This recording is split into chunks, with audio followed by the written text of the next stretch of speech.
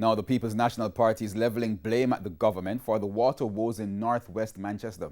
The incumbent, Mikael Phillips, was responding to claims by the JLP caretaker candidate for the constituency. Northwest Manchester, not exactly a battleground seat, with the incumbent Mikael Phillips winning in the last general election by over 1,000 votes. But an old issue is threatening to lessen his majority: the lack of potable water.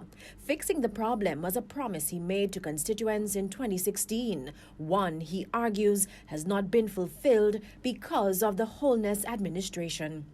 There's a project that was on the table, which is the Greater Mandeville Water Supply Project, which was taken off the table by this JLP administration, which is to redo the pipes from Porous to Mandeville and from Pepper to Mandeville.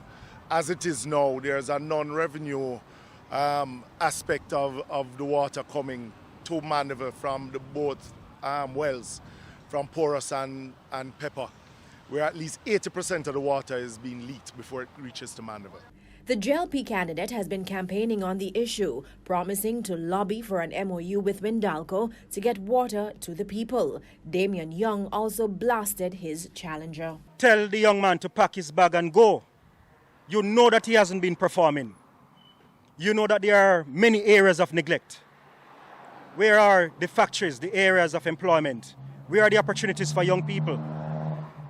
Where is the internet access and connectivity throughout the constituency? Where is the water supply? But Mr. Phillips insists the matter remains a priority.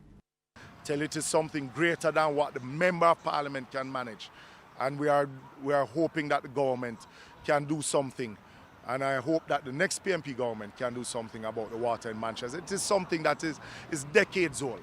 And it is something that needs to be dealt with, I admit. Water and roads are among the major issues facing rural parishes. Both parties have outlined plans in their respective manifestos to address the problems.